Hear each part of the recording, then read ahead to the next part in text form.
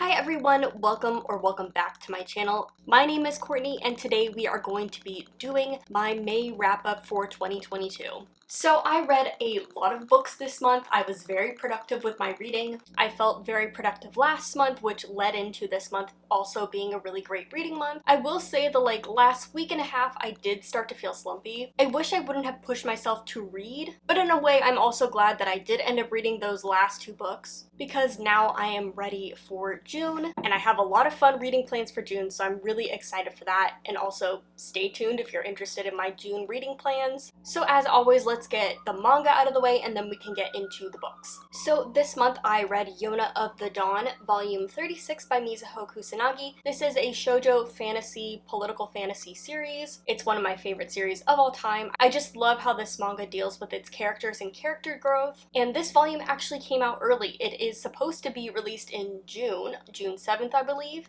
And for some unknown reason, the Barnes & Noble on Union Square had it available 12 days in advance, which ended up working out really well for me because I didn't want to read this in June because I like to have June exclusively be queer reads. So this coming out early was perfect so I could read it ahead of time. And yes, I loved this. These are chapters that I haven't read. I used to really love the unofficial translation of this. It was just done by a team that I really enjoyed all of their work. I want to say 2-3 years ago now, they got a cease and desist letter, so they shut down their entire translating operation and other groups have tried to pick up what they've done. I could go into a whole discussion about how I feel about reading translated and official translated works. I personally like to read both because I think you get a very different experience from the different translators and it often adds a lot of really interesting layers. What I wanted to say was this was all new material for me because I haven't been keeping up with the chapters since all of that has happened, and I really enjoyed this. It was really interesting. We got some more interesting new characters, and I'm excited to see where the plot goes from here because some interesting plot stuff has started to happen. Stuff I've been talking about and predicting for a very long time, so yes, very interested. Getting into books, let us go over the Alice Oseman books I read this month. So I ended up picking up Heartstopper Volume 4. It took me a really long time to get this book. I've been putting off getting this book because I wanted to get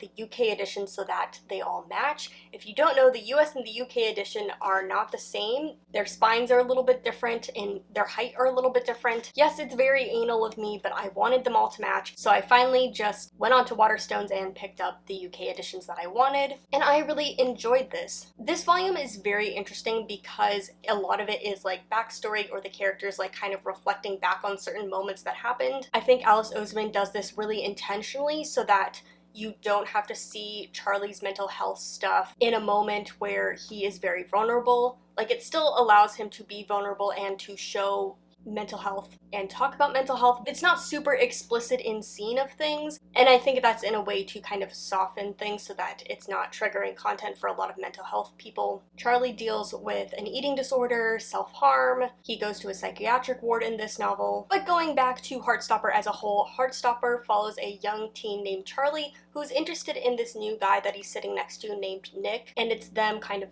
falling in love, their trials and tribulations of high school, and their friend group. If you don't know, this was made into a hit Netflix show. It's very enjoyable. I definitely recommend watching it, and I definitely recommend the comics because I really like how Alice Oseman deals with topics. This book, again, it deals with hard topics, but in such a loving and comforting way. There's just a lot of joy in this series. Despite it having a lot of triggering content, it is very lovely as well. And yes, I gave this a 5 out of 5 stars. I just really enjoyed this volume and I'm excited to see how this series wraps up because I believe it is going to start wrapping up very soon. And the next book I read alongside Heartstopper Volume 4 was This Winter, also by Alice Oseman.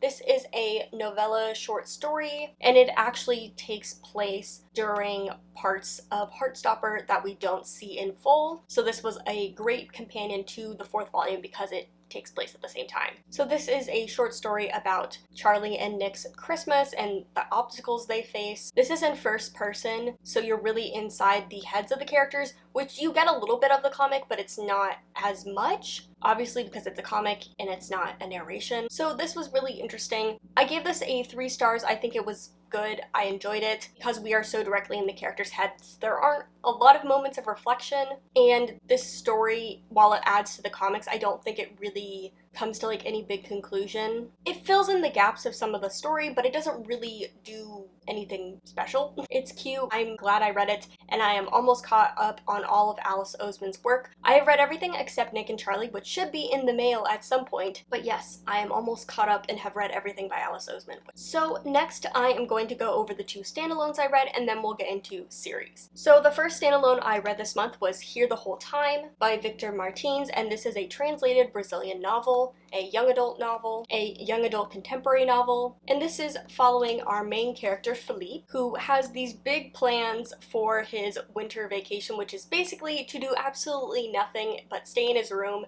and just recharge because school is very difficult for him. He's really bullied for being fat, and he also knows that if he came out at school, he would also be bullied for that. So he just wants to recharge and enjoy his winter break away from school and the trouble he faces there. But all of these plans are interrupted for him when he learns that the boy who lives in his apartment complex is going to be staying with him for winter while his parents are on an anniversary trip. And he used to be kind of friends with this boy when they were younger. He's sort of had a crush on him for a very long time, so this is just not how he wanted things to go. This book is really sweet. It's about a young boy growing in confidence, making friends for the first time, standing up for himself.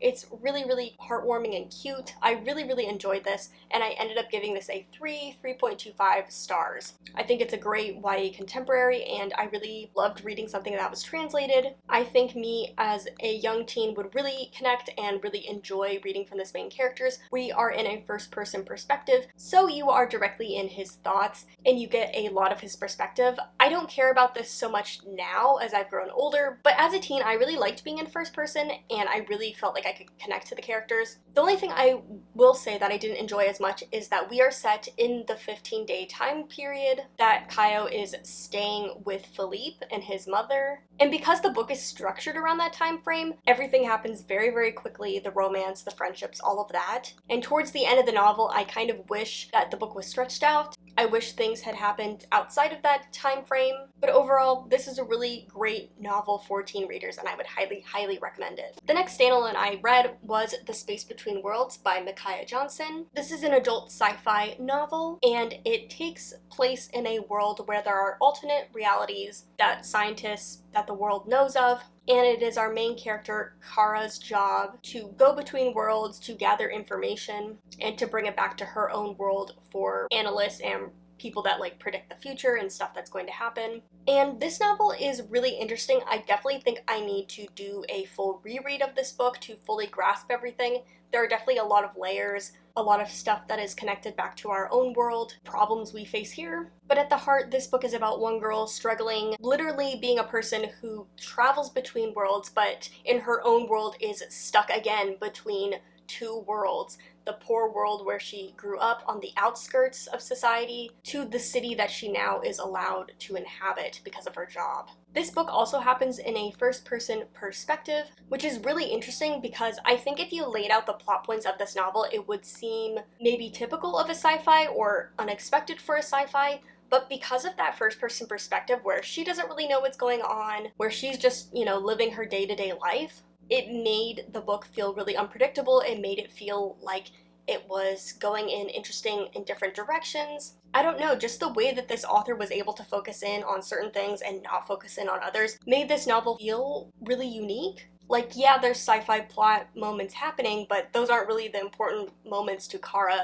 and what she's going through. This is also a sapphic novel. Our main character, I believe, is bisexual. And if I was going to recommend this to a particular reader, I would definitely recommend this to fans of Octavia Butler. While this is in first-person perspective, I think Octavia Butler, similarly in her first person, has main characters that are, I wouldn't say cold, but are a little bit distant, even with the first person. And the other thing that reminds me a lot of Butler is, again, that fact that while it is a sci-fi novel, because it is set so closely to the characters and their daily lives, it really feels disconnected from a lot of sci-fi elements. It feels very grounded to the real world and real problems. I really enjoyed this. I think my only issue when reading this was just I wasn't in the headspace to be reading this. I was kind of slumpy, and so I really had to push myself to finish this book, but that's like my own fault. And because of that, like I said, I want to reread this book when I'm more in the headspace to read it, because I think there is a lot of really interesting stuff in here, a lot of interesting parallels. But I will definitely be looking into future books by this author because I did think this was a really interesting novel. I read and caught up on 2 fantasy series this month. So I read Foundry Side and The Bear and the Nightingale, and the reason why I'm bringing up both of them is because I actually did a review comparing and contrasting these novels. I just think it's really interesting that I read these novels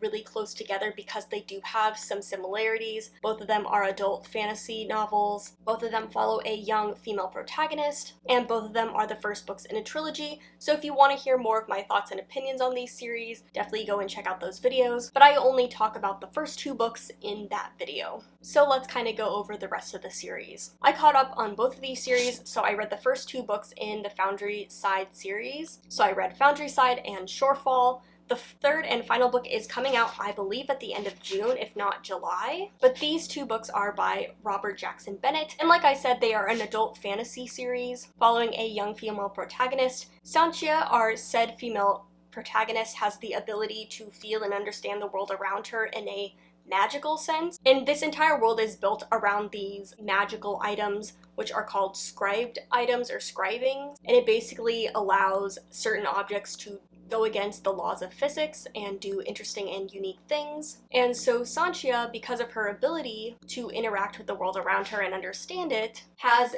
been taking on jobs as a thief, and her latest job as a thief sends her to take this important scribed item, and from there she falls into a political world and a problem that she definitely did not want to be a part of. So Foundry Side is following that plot, which is solved in this first book, and the second book, Shorefall, is kind of following the consequences of those actions as the political plot becomes a much bigger problem than it was in the first book. I really enjoyed both of these fantasy books. I will say I enjoyed Foundry Side a little bit more. Shorefall to me fell short because the first third of this book was really felt like it was recycling plots from the first book, and in the middle I just was not getting the character development and relationship stuff that I wanted. I don't think the characters in these books are shallow by any means, but their backstories and stuff are more to give you motivations to move plots forward than to really flesh out and develop these characters. The characters come second to the setting and the plot itself. These are definitely fun, fast-paced, plot-based fantasy novels. I do think that they are well-rounded, but they do lean towards the plot.